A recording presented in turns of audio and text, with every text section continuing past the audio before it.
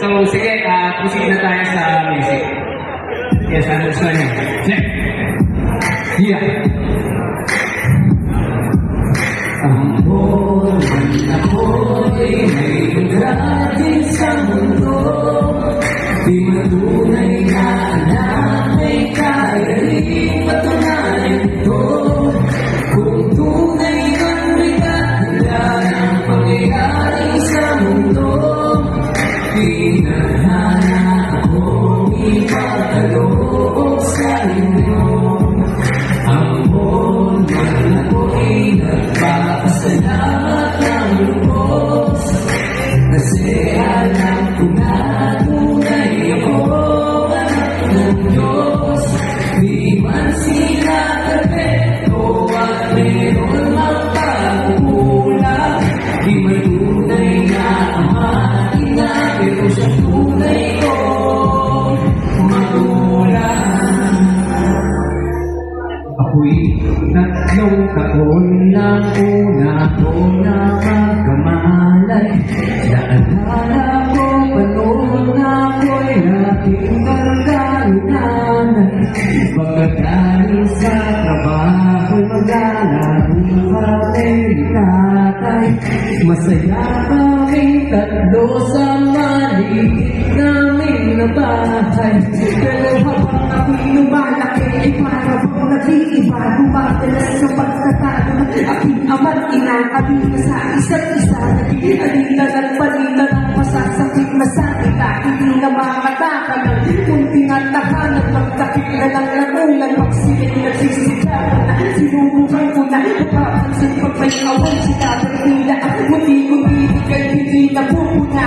Kasi gabi-gabi na lang nasisik. Ikay taman ako, inay mo yun na pupalukin pang ako na pagpapasaway. Muti-muti ko na naramdaman na ako'y mag-iyak. Kahit nakakiraman at gulungin sa lalang kong lahat. Kaya kahit namusipas ay natulog mangyarap ka.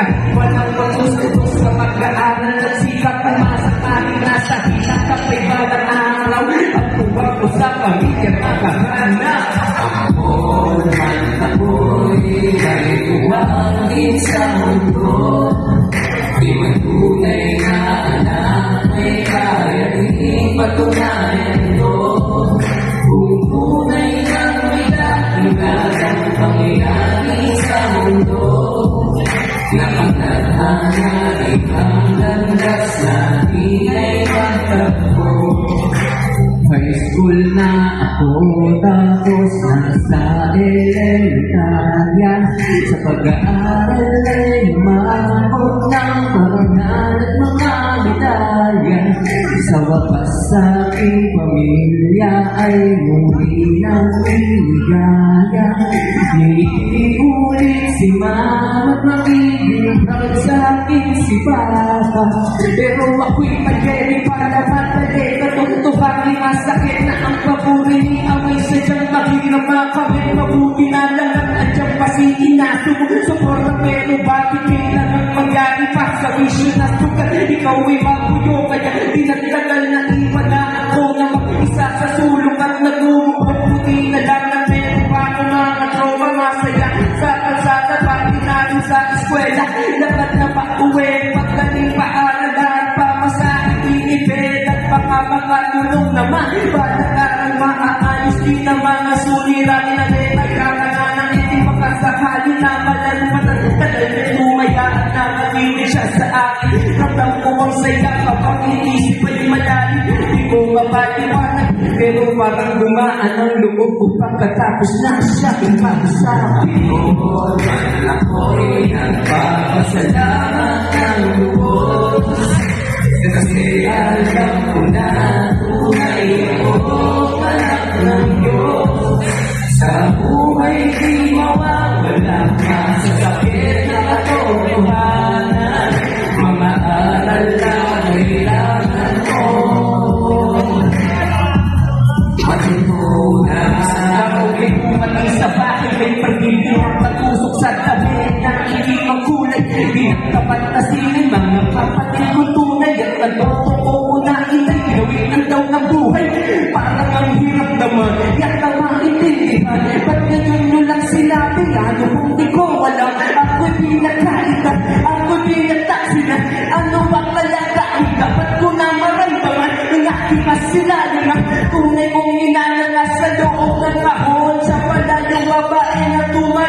akin noon. Kung alam ko lang abot kamay ko siya noon, yayakapin ko siya noong kumil pagkakataon, pero wala na akong magagawa.